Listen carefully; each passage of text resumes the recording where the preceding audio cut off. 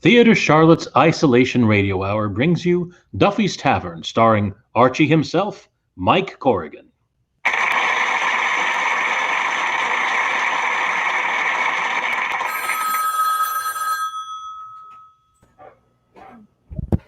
Hello, Duffy's Tavern, where the elite meet to eat. Archie, the manager, speaking.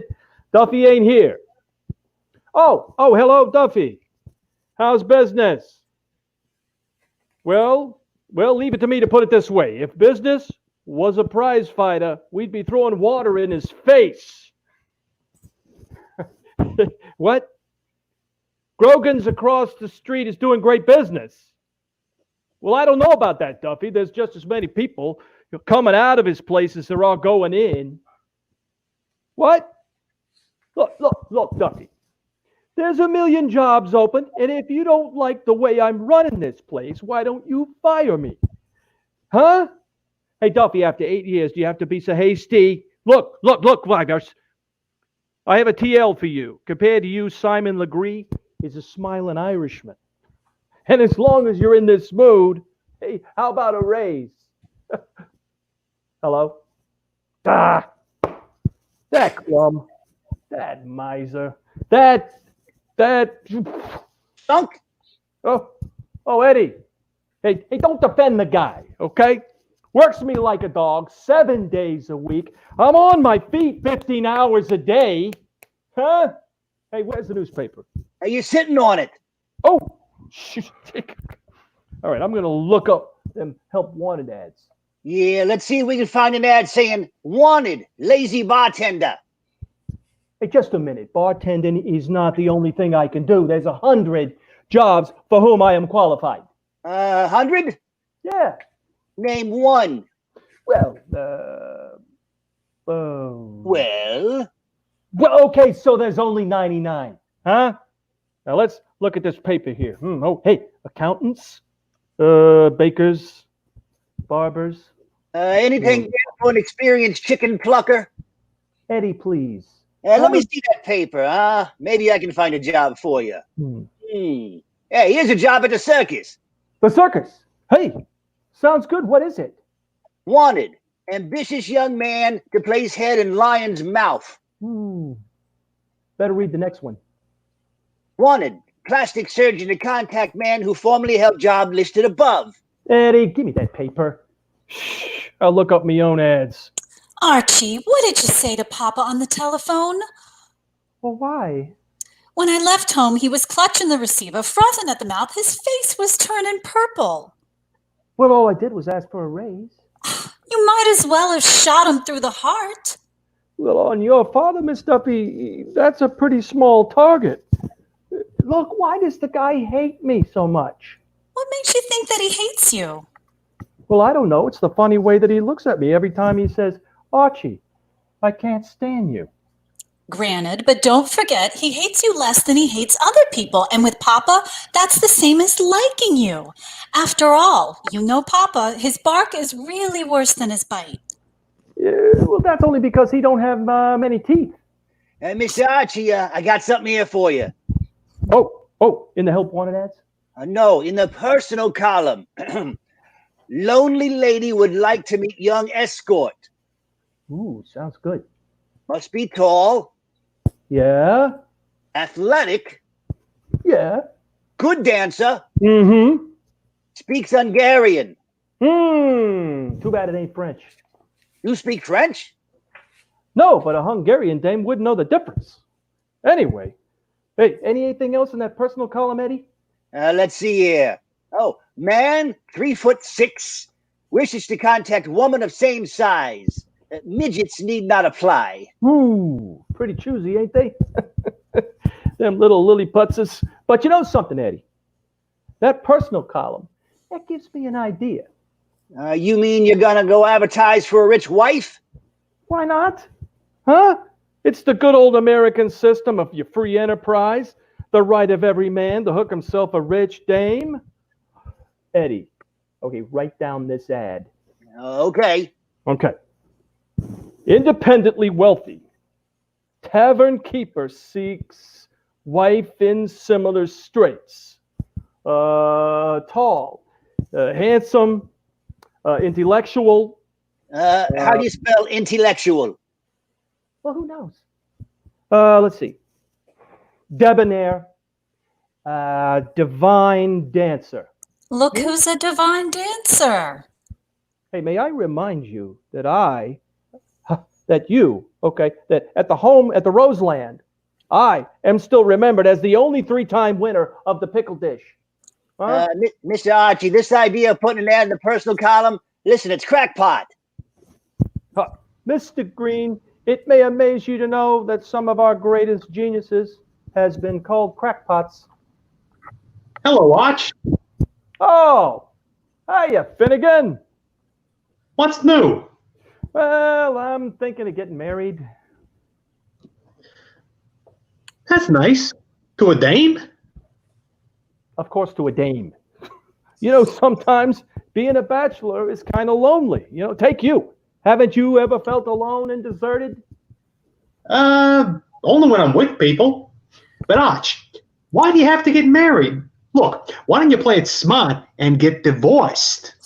Look, you can't put the cart in front of the hearse, all right? You can't get a divorce until you're married. Really? Oh, gee, them married guys get all the breaks. You know something? You're beginning to talk like a philosopher. Well, guy can't make sense all the time. What kind of a dame you think you'll marry, Arch? A dame with plenty of dough. Finnegan, I'm gonna marry for money. Oh, well, why not? If the Alley Khan can do it, why don't you? Yeah, that's right. Mr. Archie, this ad here for the personal column, how do you want to sign it? Sign it, Prince Charming, the Maharaja of Pakistan. Okay, Sahib, I'll send it in. All right. Hello, Arch. What's going on? Oh, hello. Hey, Joe. Hey, ain't you heard? I'm getting married. Congratulations. Who's the lucky girl? Peaches Latour. Who's she? She's the dame that he ain't marrying. Quiet, Eddie. All right. No, Joe. I'm marrying a very wealthy dame. What? Yeah. Here, read my ad. Arch, I'm surprised. What would a guy like you do if you married a wealthy woman? Nothing, Joe. Absolutely nothing. Well, you'll never get a woman in this way. This ad. You forget to mention the one thing you got that'll attract any woman. Joe, you don't mean... I certainly do. Brains. Funny, Joe. I could have sworn you were going to say Vitalis. Well, that goes without saying. It takes brains to know that Vitalis is just about the best thing you can use to keep your hair well-groomed, healthy-looking. That's because Vitalis protects your hair against the drying effects of the hot sun and all those extra showers you take in summer. Why, no other hair preparation can give your scalp and hair better protection than Vitalis and the 60-second workout. For the Vitalis formula contains 2 of the same ingredients that many skin specialties prescribe for dry, flaky scalps, plus all the other extras that make your hair more handsome, more healthy looking. So try the Vitalis 60-second workout.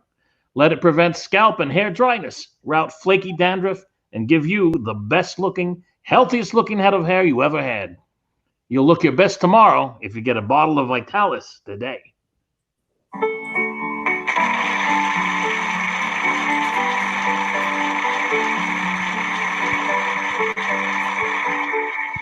Mr. Archie, look here. You got an answer to your ad in the personal column. No kidding, Eddie. Hey, okay, quick, open it up. Okay, all right, let's see. It says, Dear Prince Charming, I am a widow. Yeah. My name is Agatha Pitts. 84 years old. How can you tell? Well, who do you know that would name their kid Agatha in the last 84 years? Huh? However, continue reading the letter. In addition to being independently wealthy, I am... Eddie, what was that word? Independently? No. Addition? No. I am? Eddie, stop frustrating me. Okay, give me the letter. Okay. Independently wealthy. One little ad, and I meet Agatha, my soulmate.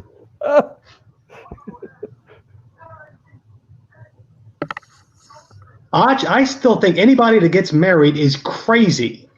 And I agree with you, Finnegan. You agree with him? Yes. Bit of tea from a girl with a general yen. What's wrong with marriage? Nobody that gets married is happy, Archie. On the au contraire, there's plenty of couples that's happily married. Name me one. How about Mr. and Mrs. Kelly? Her mother came to live with them. Oh. Well, how about Willie and Mabel? Now, there's a happy couple. You mean Mabel Higgins? Yeah. The one with the blonde hair and the dimples? Yeah, that's right. The one that ran off with the good humor man? The good humor man. Really? Yeah.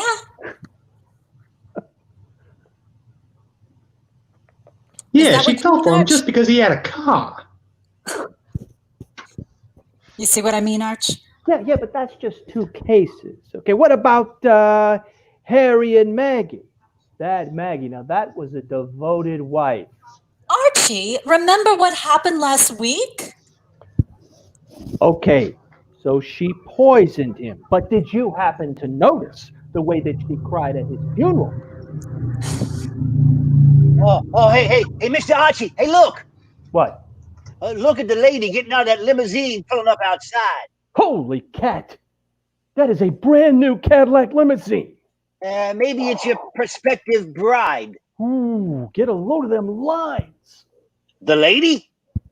No, the limousine. Oh, but look at the width of that body. The limousine?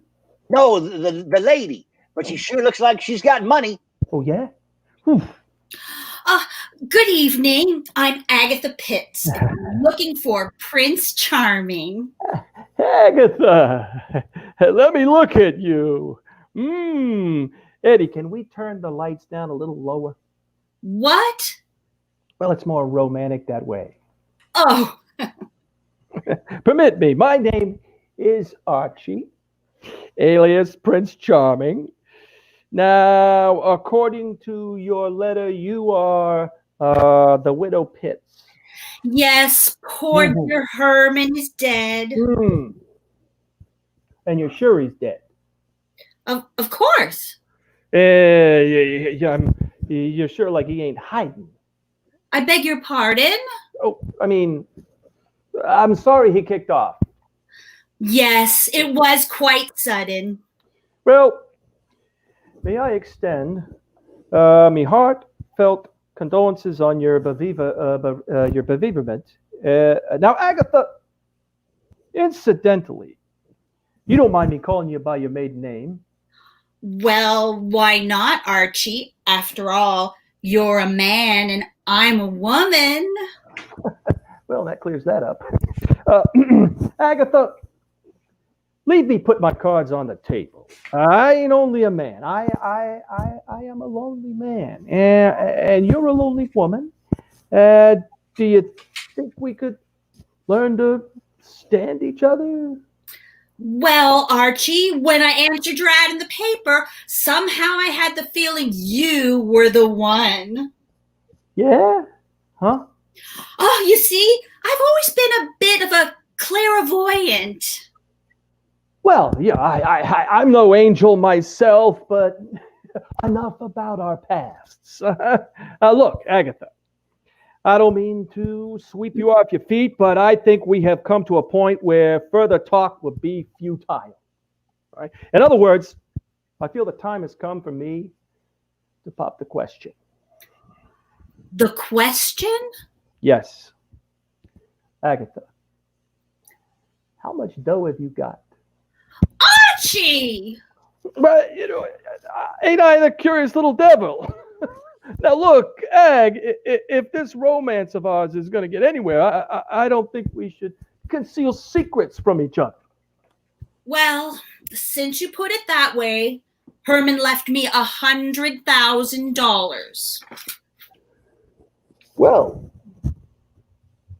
this calls for a proposal. Again, Agatha, will you honor me the privilege of becoming my blushing bride?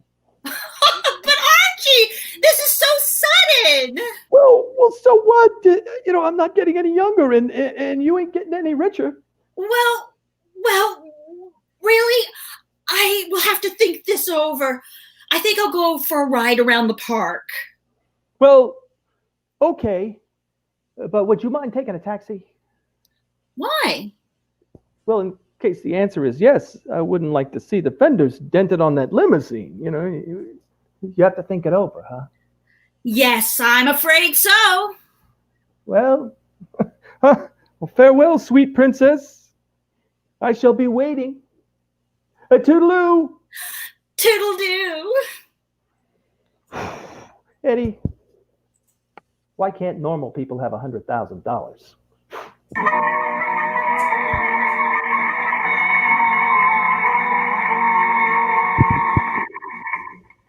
Eddie, it's been 3 hours, okay? And Agatha ain't back yet. So what? Well, do you think she's been unfaithful to me? Unfaithful? Yeah, spending her dough. Archie, you know what I think of anybody that marries for money. Look, would it make you feel any better if I said I was marrying for love? Of course. Oh, so the truth ain't good enough for you. Well, wait a minute. Oh, here she comes now. Well, Agatha, quick. So tell me, what's the answer? Archie, I've thought it over, and the answer is yes! Well, what gala news? Then this means that we are engaged. That's right. Splendid. Now, shall we seal it with a check? With a kiss? A kiss? Oh, very well. Okay. All right. Pucker up your lips. Wait. Oh, hold on. I just remembered. I can't kiss you before the ceremony.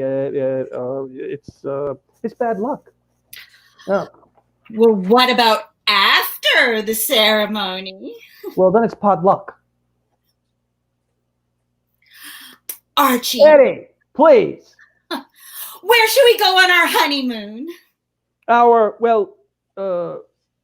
Frankly, I was sort of planning on going stag. However, you said you had $100,000. Yes. Well, seeing that money is no expense, why don't we take a cruise around the world? Oh, how romantic. Which way shall we go? East to west or west to east? Why don't we compromise? You go east and I'll go west. Oh, I love a man with a sense of humor. But to be serious, Archie, there is one important question I must ask before we marry. What? Do you like children? Agatha, what's on your mind? Well, you see, Archie, we have a little son. Oh, well, that's okay. Would you mind repeating that? We have a little boy. We do. Oh, well, how old? 14. Boy, Arch, you sure are a fast worker. Quiet, Finnegan. Agatha, so you mean? Yes. Herman left me 2 things, $100,000 and a son. Why didn't he quit when I was ahead? Agatha, I think you should mention it sooner. You didn't tell me, that you came with accessories. How do you know? Maybe, I don't like kids. Not like kids. In that case, we could never be married. Oh, 100,000. Oh, Agatha. Yes. I love little ones. Oh, I'm glad you feel that way. Yeah. That's one thing I always disliked about Herman. He hated children. Oh, that late bounder. Archie, I have an idea. Why don't I bring the little darling down here? Oh, well, I'd love to meet the little cherub. As I say with me kids, it's Jake. Oh, very well. I'll bring him down. So see you later. Toodle-doo. Toodle-doo. Daddy, What? will you please tell me the fairy tale story about 3 little bears? Very funny, Eddie. I suppose you don't think I know how to handle kids. It happens that I have read a lot of books about child psychology. And the one way to handle them is to prove immediately that the father is the child's superior. Yeah, how you gonna do that?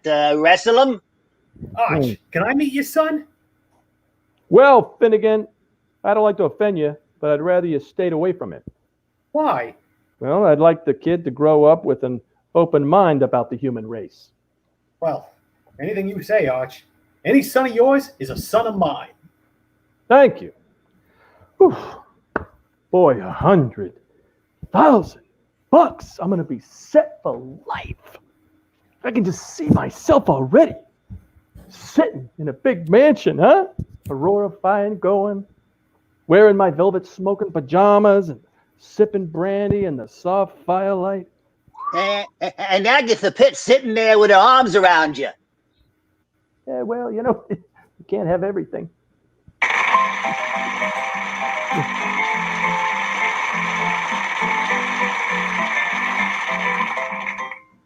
Hey, Arch. Yeah. You remember you was talking about that child's psychology? Yeah. I just borrowed this book about it. Maybe you could use it. Who'd you borrow it from? Mrs. Hogan. Mrs. Hogan? Yeah, the one with the 19 kids. Oh, well, it was nice of her to let you have it. Well, she says she don't have much time to read anyhow. Oh, well, let's see the book, Finnegan. Oh, chapter 1. Science divides children into 2 parts. Into 2 parts? Yeah. And we call ourselves civilized. Finnegan, please. I'm trying to read this book before my expectant son gets here. Not that I need a book. Kids love me anyway. Well, Archie, I'm back. Oh, hello, Agatha. And this is our little boy, Egbert. Well, so this is Egbert. Well, my little man. Leave me shake hands. I'm your new father. Hey, Mom, couldn't we dig up the old one? Ooh, trouble. Egbert, a little respect, please. Remember, this gentleman is to be your father. How do you like that? At my age, the son of Frankenstein. A cute little codger, ain't he? I tried to explain to him about our marriage, Archie, but you know it's difficult for a child to grasp these things. Yes. Well, you leave me explain it to him. Son. Yeah. Yeah. You see, your mother is a widow, and I am a lonely bachelor. And, well, like, you know, the birds and the bees say, fate has thrown us together into the bonds of true love. Do you understand? Yeah. You're going to try and clip her for $100,000. Now, look, you crumb. I mean, look, Egbert, Daddy is not at all interested in your mother's wealth. Then why are you marrying her? Well, I'm marrying her because, well, Egbert, you know, you have to be such a wise guy. You know, maybe you wouldn't be such a bad father at that. Well, thank you. There's just one thing that bothers me, though. What? Which came first, you or the ears? Look, kid, you can't talk to me like that. Take off them glasses, huh? Mr. Archie. A punk kid like this? Remember, child psychology. What? Oh, yeah. Well, Egbert, I guess boys will be boys, but now, Agatha, about our honeymoon. Yes, I wanted to speak to you about that. What will we do with Egbert? Well, we could send him to military school. But where? Oh, I don't know. What's wrong with Russia? Now, wait a minute, giraffe neck. Oh, Egbert, shame on you calling your father names. Now I want you to apologize. Okay. I'm sorry. Now kiss Daddy. Look, I just called him names. I didn't murder nobody. Out of the mouths of babes are going to come teeth. Okay, look, kid, why don't you go over in the corner and eat some free lunch? Your mother and I, we have things to talk over. Come, Agatha, let's be alone. I'd like to talk about our future, you know, where we'll live, how much we're in love with each other. Hey, Pop, Yes, son? when I grow up, I want to be just like you. Well, the psychology is working. You want to grow up and be just like Daddy, huh? Yeah, so I can quit work and have a rich widow support me. Just a minute, Egbert. Are you inferring that I am a piccolo? I'm inferring that you're a chiseler. Egbert, come here. Why? Because Daddy wants to give you a great big hug like this. Ow! Hey, Mom, he's strangling me. Oh, Daddy loves him so much. He almost squeezed him to death. Wise guy, huh? Take this, Daddy. Oh, wow! Oh, my finger! Oof. Archie, what do you mean by shoving your finger between Egbert's teeth? Shoving my finger? What are you talking? This egghead bit me. Egghead? His name is Egbert. Just the same, if anybody's hungry, I wouldn't sprinkle salt on his head. Archie, how dare you talk that way about a little child? A child? That ain't no child. That's a souped-up midget. Look at my finger, okay, where he bit me. I'm going to hit that crumb on the head. Mr. Archie, use your child psychology. Yeah, I'll use child psychology, all right. Give me that book. Here, Egbert, try this on your thick skull. Ow! Archie, you beast! And you said you liked children. Our marriage is off. Good night.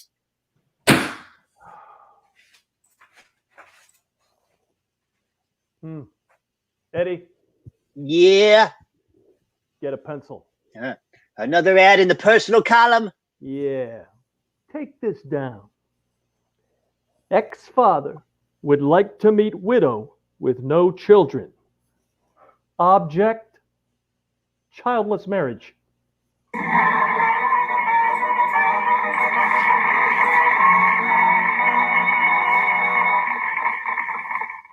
It's time now to leave Duffy's Tavern for this week. Tonight's episode starred Mike Corrigan as Archie, Robert Bradford as Finnegan, and Jeff Knight as Eddie. With Gretchen McGinty as Miss Duffy, Cavan Meade as Kid, Glynnis Robbins as the widow Agatha Pitts, and I'm Jake Yara. Don't forget to join us Sunday evenings at 7 p.m. for TC at Home. In-depth discussions and performances by the cast you choose for Quarantine Musical. Interested in learning more about the theater arts? Join us on Tuesday afternoons at 4 p.m. for classes by some of our favorite local artists. And now, stay tuned for Dragnet.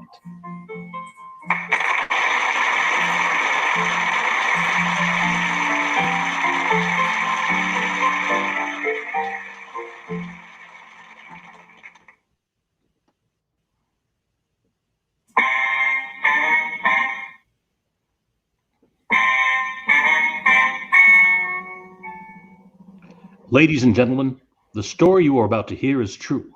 The names have been changed to protect the innocent. Dragnet is brought to you by Theatre Charlotte, the premier choice for virtual theater entertainment in Charlotte.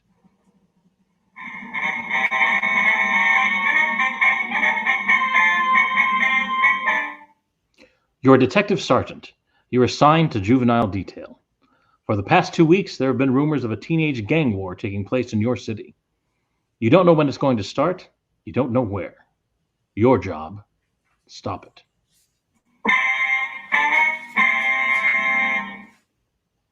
Dragnet, the document drama of an actual crime.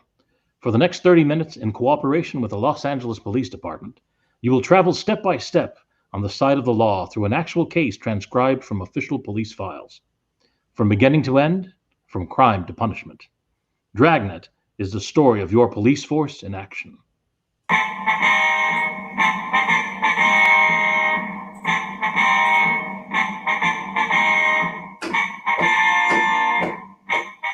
It was Tuesday, September 8th. It was warm in Los Angeles. We were working the night watch out of juvenile detail. My partner's Frank Smith. The boss is Captain Powers. My name's Friday. We just transported a prisoner from the main jail, and it was 10:39 p.m. when we got to Georgia Street Juvenile. The interview room. Sit down, Angelo. Yeah. What do they call you? Angie? Yeah, Angie. Why'd you tell the officers who arrested you that you were 18? How'd they find out different? All they had to do was check your record.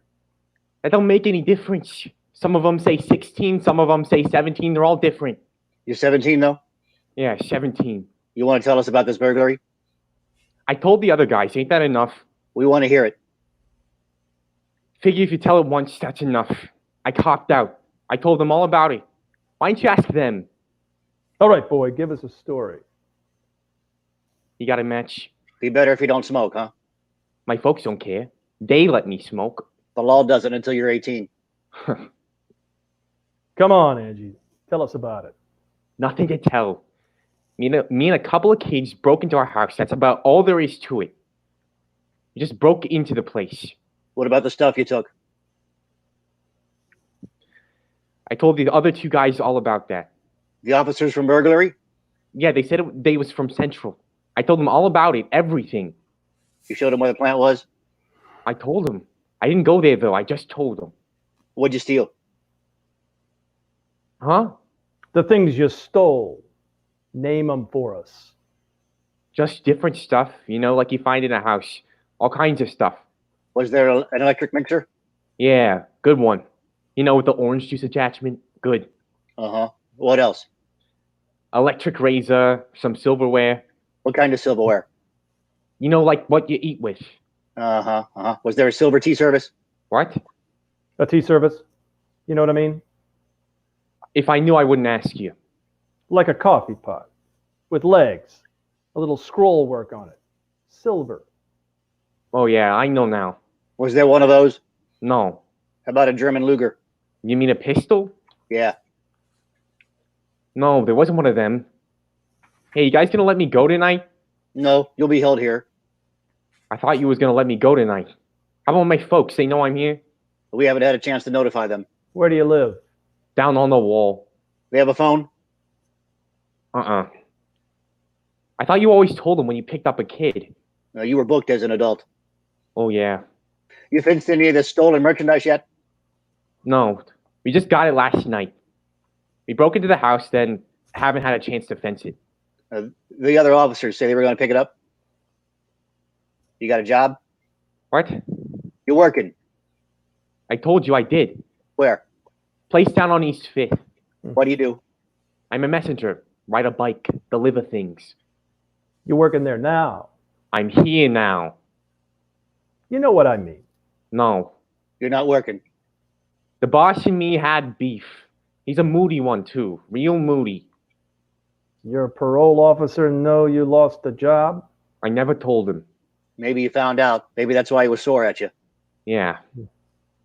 You been reporting regularly? Yeah. Pretty much. What's that mean? Once in a while. A couple of times I've missed. Just a couple. Don't have to make a federal case out of it. Yeah, they said, hey, my parole officer know about this yet? I think he's been notified. How many times have you been arrested? I don't know. Maybe 6, 7? You ever been to camp? Yeah, I was there. Before. Truancy. How long were you there? Couple of weeks. Then I broke out and they sent me to Preston. I'm on parole now. You can't let me out tonight, huh? We'll book you and notify your officer. What's his name? Lockridge. He's a moody old guy. Hope he ain't in a mood when he sees me. Rough if he's in a mood. All right. Yeah, like he came down to see me one day and asked me how I was doing. I told him fine. I had a job. I was doing fine. He said, "That's good, Ange." Like that. That's good. Tells me how fine I'm doing. Yeah? Next day he comes to my house. He reads me off. Says I'm a bum, a no good. All like that. Moody. Why'd he read you off? I don't know. Didn't he tell you? No, he just came in and yelled at me. I wasn't doing anything. He's moody. You belong to a gang, Angie? Huh? So you belong to a gang? Yeah, we got a club. I belong to that. What's the name of the club? Little Wall Street Gang. You heard of it? No. Good club. You sure you ain't heard of us? No. How about you? No. Your gang fight much? What do you mean fight? Ever get mixed up in gang wars? Anything like that? No, not us. We've been in a couple of street fights, maybe. You know, some kids over to where we are and start causing trouble. But we never been in no gang wars. We got a good gang. You know anybody that belongs to the Pink Rats? Couple guys. I don't know them real well. Who are they? I told you, I don't know them real well. Just to know them when I see them. You know, like that. You don't know any of the names? I think one of them's called Pinky. That's all I know. Why are you asking about them? We got a rumble that they're cooking up a gang war. Wondered if you knew anything about it. Where'd you hear it? We did. You know anything on it? No. You're sure? I told you, I wouldn't tell you that if I wasn't right. Look, Angie, if this thing breaks loose, there's going to be a lot of kids hurt. If you got no part in it, why not give us the story? I'm giving it to you. Ain't nothing more I can tell you. I didn't hear nothing about no war. I told you I belong to the Little Wall Street Gang. We don't get mixed up in no wars. Couple of street fights maybe, but no wars. You're going to stand on that? I haven't got another way. What'd you hear? What? What'd you hear about the rats? About the war, I mean. Who they gonna fight? Way it comes to us, they're going to get into it with the Orchids. You mean from the south side? Yeah, They're rough guys. that's what we hear. How'd it start? What do you mean? What's the beef? The Orchids won't go this far away from home to stage something. Gotta be a reason. You guys know what it is? Well, we got it. A girlfriend of one of the Orchid gang moved over into the Pink Rat territory. She started to go with one of the rats. The Orchids didn't like it, so they drove over one night and beat up one of the rats. Next night, the rats went over to the south side and kicked around one of the Orchids. That's the way it started. A couple of nights ago, one of the rat kids was riding down the street on a motorbike. Car full of Orchids come up alongside of the guy, and before he could do anything about it, they wrapped a piece of bicycle chain around his head. Kill him? No, he's still in county hospital. Not doing too well. We got some more word that there's going to be a party this Saturday night at one of the rats' house. We figured maybe that's where the trouble's going to be. You're not throwing any coconuts at me? Huh? This is for real? That's the way we get it. These kids get started, and then somebody's going to get hurt really bad. Maybe a lot worse than you got it figured. What do you mean? I heard about the job the Orchids did last week. Yeah? They broke into a place and cleaned it out. Must have been for Saturday night. How do you mean? They stole a couple of riflos and something worse. Yeah? A 12-gauge shotgun.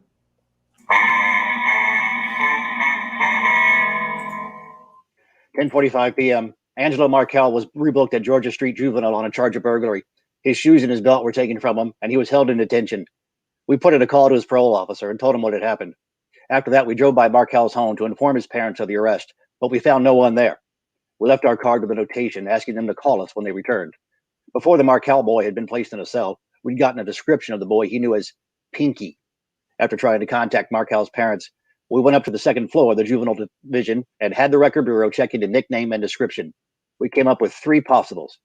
We pulled the mug shots of the boys and showed them to Angelo Markel, but he was unable to give us an identification. It's difficult to tell if the boy was telling us the truth or was lying to try to cover for the members of the Pink Rat Gang. The following afternoon, Wednesday, September the 9th, Frank and I checked into the office and then drove out to see the parents of the Markel boy. They still hadn't returned. and the neighbors told us they had seen the couple drive away early Monday morning without giving any indication as to when they might return. We asked the woman who lived next door to call us when they did come back. 4:40 p.m. We drove over to the east side of town to check on the 3 possibles named Pinky we turned up the previous night. All of the boys were able to prove to our satisfaction that they were not the Pinky we were after. We talked to the youngsters in the neighborhood, asking them if they knew anything about an expected gang war. Either they didn't know anything about it, or they wouldn't tell us. 6:15 p.m. We went back to the office to put in a call to Central Burglary. Yeah. We haven't got the exact date. Way we got it, there are a couple of rifles taken and a 12-gauge shotgun. Yeah. Yeah, I'll wait. Checking the reports now. Now, this is one tip I'd like to have turned bad. I'm with you on that. Yeah, Rex. Uh-huh. That'd be the 30, huh? Yeah. What? Yeah, might be. Won't help if it is. Right. Let us know, huh? Right.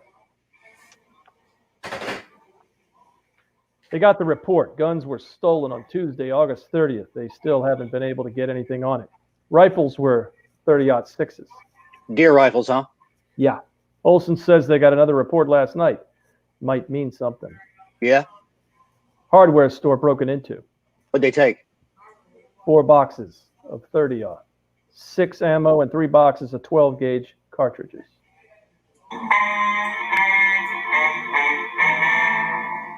It might have been a coincidence, but if it wasn't, the Orchid Gang was armed with 3 guns and 225 rounds of ammunition, enough to start and sustain a small war. 6:35 p.m. We contacted Lieutenant Hartgrove, the night watch commander, and he assigned 2 other teams of officers to work with us. In addition to the juvenile officers, radio units out of Metro Division, reserves joined us in the search for members of the Orchid Gang. The streets in the area were combed. Citizens in the area were questioned, but they failed to supply any information on the boys who belonged to the gang.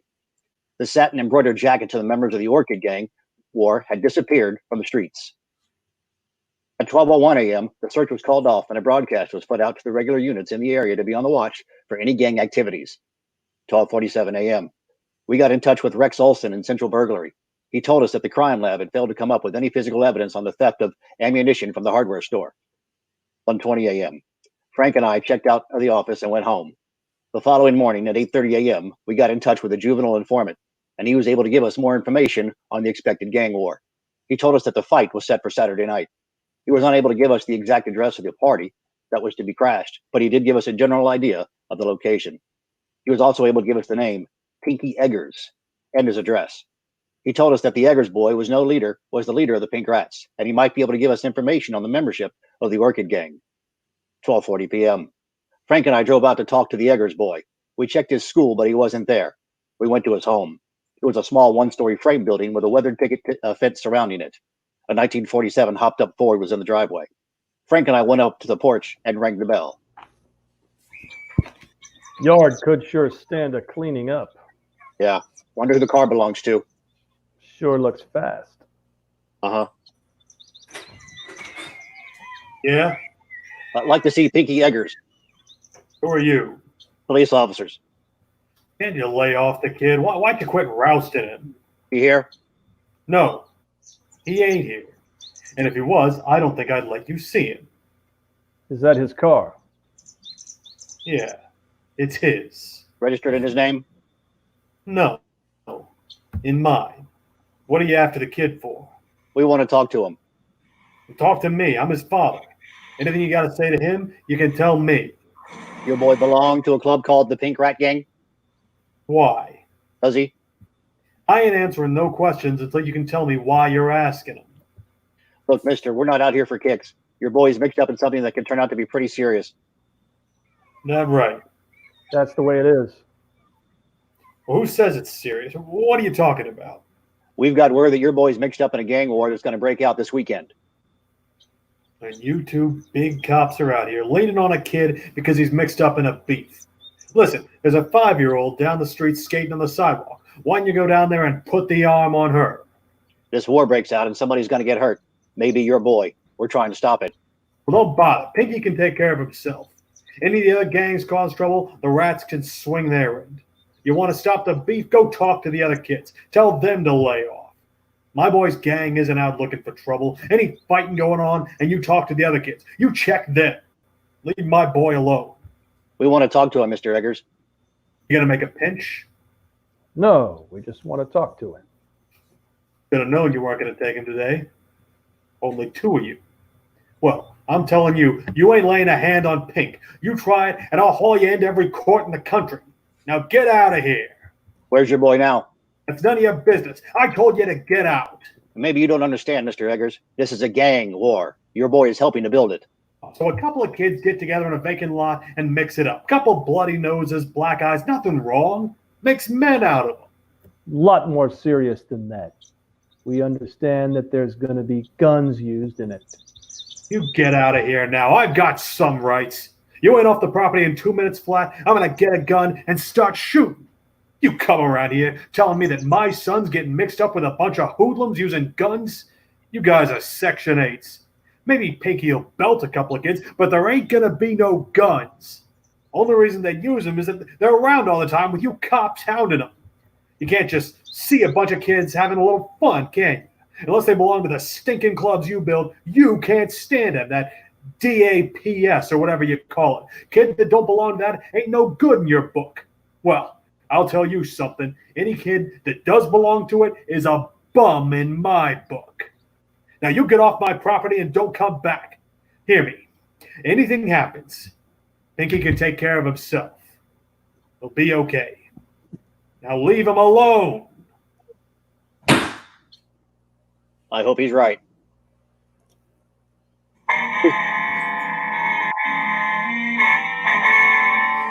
3:15 p.m. Frank and I drove over to Pinky Eggers' school again. We spent the next 2 hours talking to the youngsters in the neighborhood. Those that would cooperate with us didn't have the information we needed. The others refused to tell us anything. In the meantime, officers from the 77th Street Division were checking on the activities of the Orchid Gang. They ran into the same evasive answers we got. And the information we'd gotten was true. If it was true, we had a little more than 48 hours to find the principals in the war before the shooting could start. Thursday night, 8:40 p.m., Frank and I met with Captain John Powers, Lieutenant Hartgrove, and the heads of the juvenile details throughout the city. From them, we learned that word of the impending war had spread to the gangs in the separate districts, and that the other gangs were taking sides in the argument and were ready to start their own battles with factions of who opposed them. Captain Powers, along with the heads of the divisions, mapped the plan of action to be put into effect at the first sign of an outbreak. Additionally, cars from Metropolitan Division reserves were to be ready if they were needed. Days off for all juvenile officers were canceled. A three-way radio contact would be kept open between all divisions on Saturday night. The area where the main activity was expected would be heavily patrolled, both by beat men and by radio car officers. Once the operating plan was set up, there was little to do but wait. In the meantime, the search went on for members of the Orchid Gang and for Pinky Eggers, the leader of the Pink Rats. A watch had been placed on his home, but he'd failed to return. Friday, September the 6th, 9:42 p.m., Frank and I checked in with the burglary division on the stolen guns and then went over to the New Yorker restaurant to get something to eat.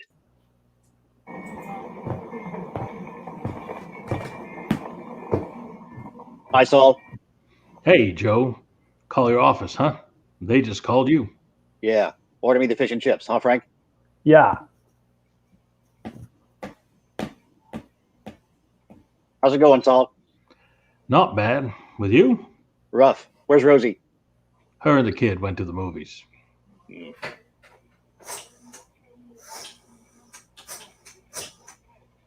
2568, please. Yeah. Georgia Juvenile. Right? Hi, Lieutenant. This is Friday. Yeah. When did it happen? Wait till I get a pencil. Hand me that menu, will you, Saul? Yeah. Here. Yeah.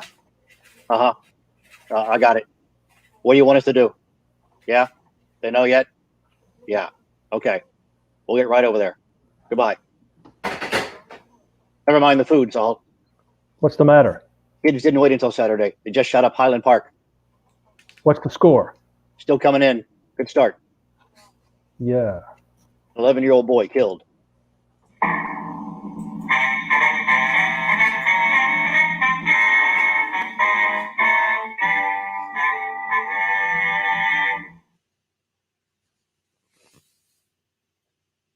The first victim of the juvenile gang war was an 11-year-old Tony Herman.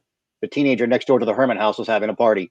At 9:36 p.m. Friday night, a group of youngsters had arrived at the house and tried to crash the party.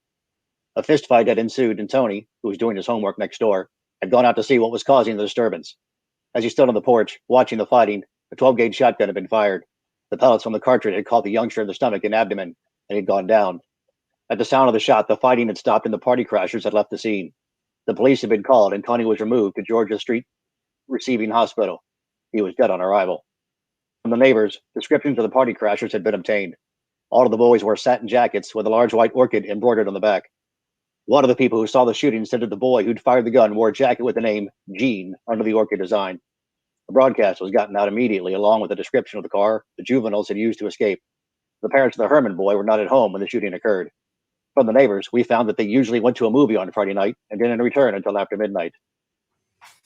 An officer was stationed at the house to bring them to the hospital when they returned. At 1:34 a.m., Mrs. Herman arrived at the hospital. She was a small, dark woman with graying hair. She didn't know what happened. Frank and I met her in the hall.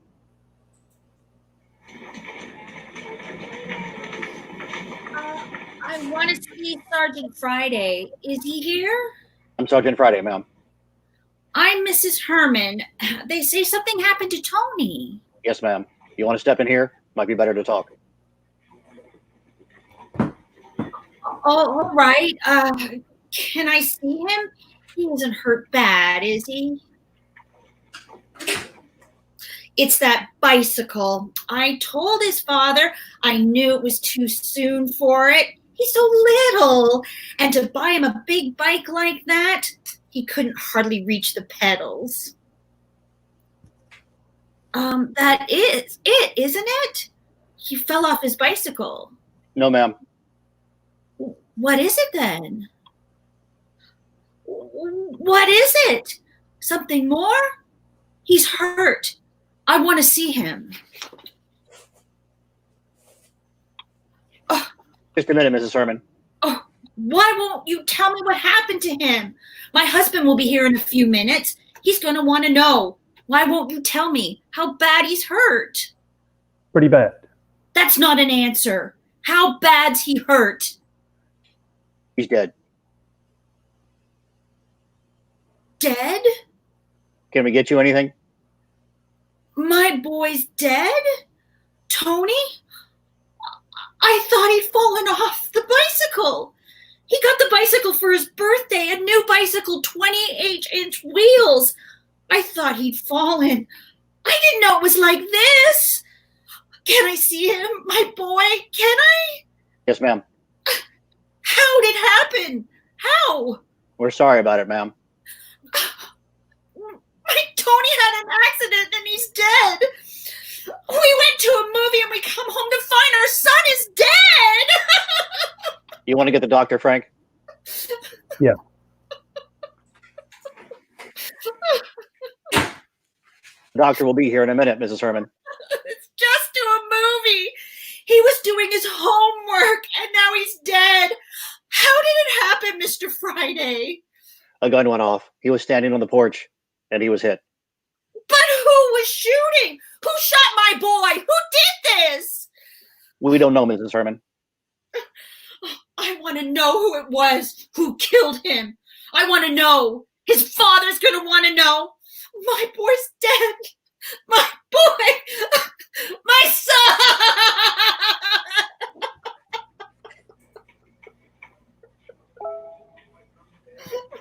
You want to handle this, Doc? We'll wait outside. Yeah. Hard to do. You're going to make up for it. Huh? The kid that fired the gun, Yeah? they got him downstairs.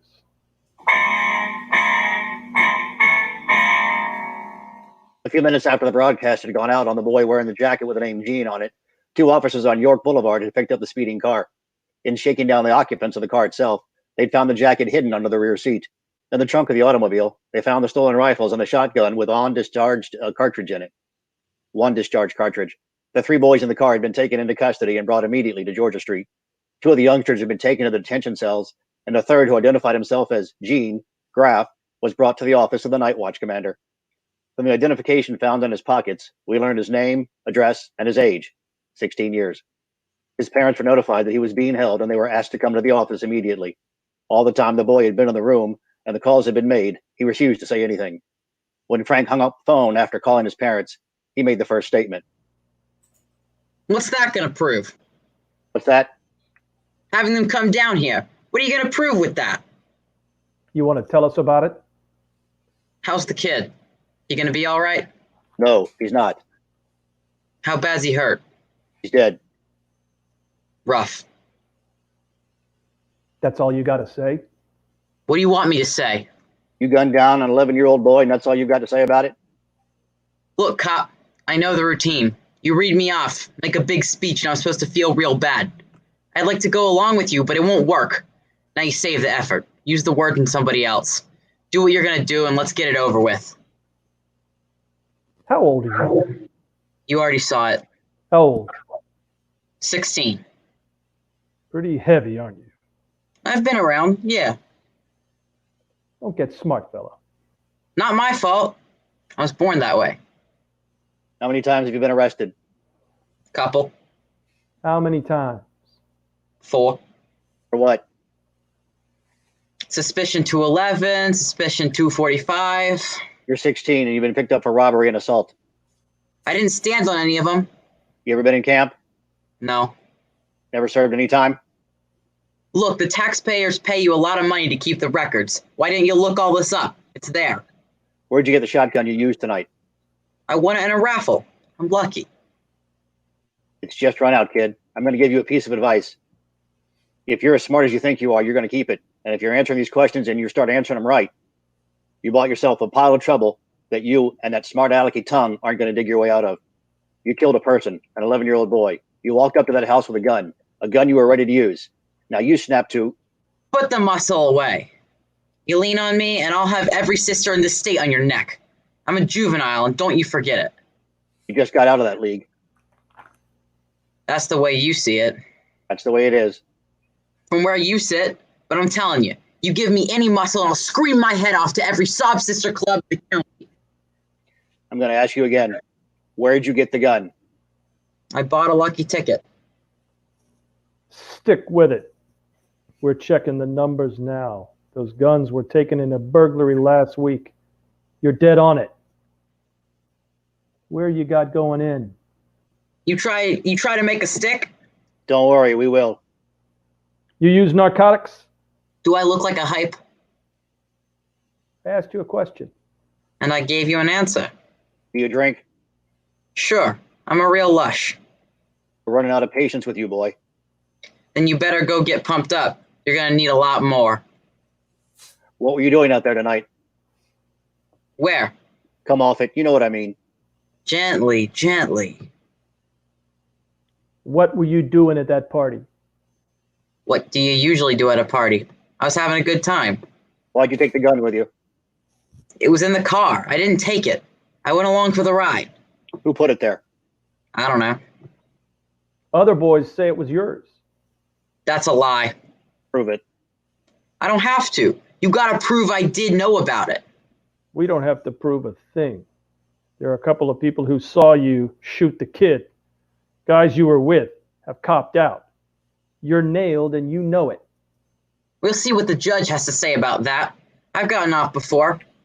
I'll swing it this time. I'm a juvenile. I'm not responsible for what I do. You really believe that, don't you? I said it. You know, I got 2 kids. What do you want? A medal? I got 2 kids. They're pretty good kids. They go to school. They study hard. And they're trying hard to grow and grow up to be decent human beings.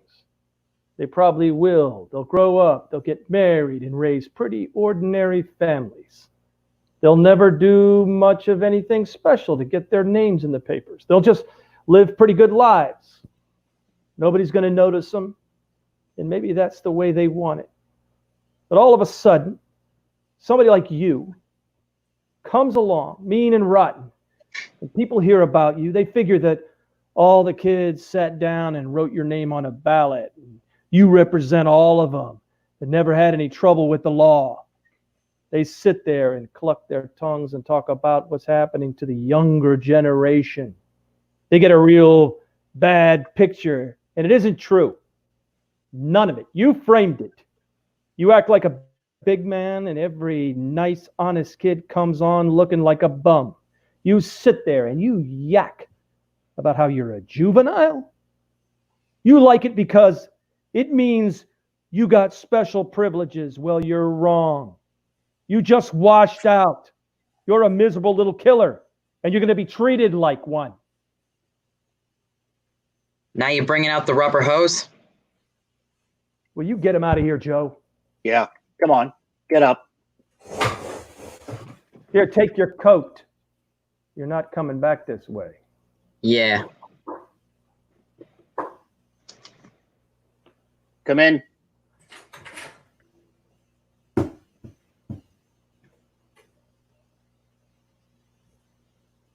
Oh, Mr. Friday, Yes, Mrs. Herman. they told me I'd find you here. Is this the boy who did it? Yes, ma'am. What's your name? Answer her. Jean Graff. Why'd you do it? Why'd you kill him? Did he do something to you? Is that it? Did Tony do something to you? Don't just stand there. Say something to me. Why won't he talk, Mr. Friday? Why won't he say something? I don't know, ma'am. But he must have had a reason for killing Tony. He had to have a reason. Nobody kills a boy without a reason. Nobody. Do they? I don't know. Ask him.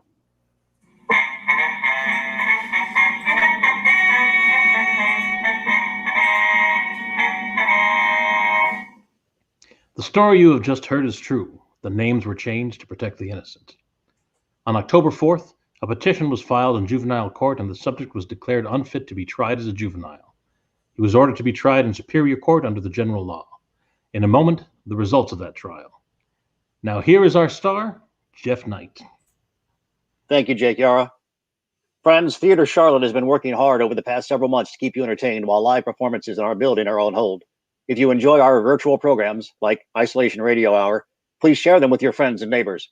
Better yet, we encourage you to make a donation to Theater Charlotte today so that we can continue to bring you these programs until it is safe to meet in our building again.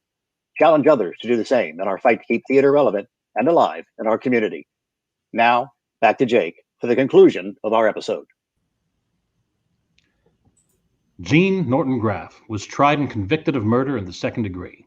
He was referred to the Youth Authority for punishment.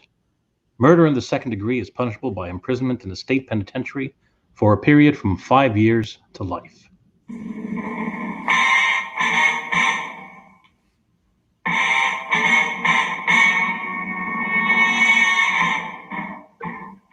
You have just heard Dragnet, a series of authentic cases from official files. Technical advice comes from the Office of Chief of Police, W.H. Parker, Los Angeles Police Department. Technical advisors, Captain Jack Donahue, Sergeant Marty Wynn, Sergeant Vance Brasher. Heard tonight were Geof Knight as Friday, Mike Corrigan as Smith, Gareth Robbins as Ange, Robert Brafford as Dale, Glynnis Robbins as Peggy, Cavan Meade as Jean, and I'm your host, Jake Yara. Special thanks to our producer, Julius Arthur Leonard, screen director Jackie Timmons, and casting director Ron Law. Be sure to tune in next week at 7:30 p.m. for a special edition of Theater Charlotte's Isolation Radio Hour.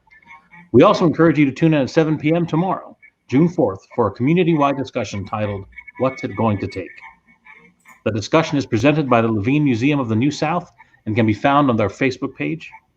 We have a direct link to the discussion posted with this episode.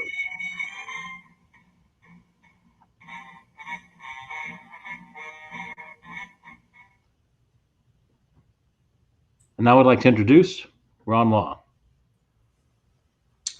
Good evening. I'm Ron Law, Executive Director of Theater Charlotte.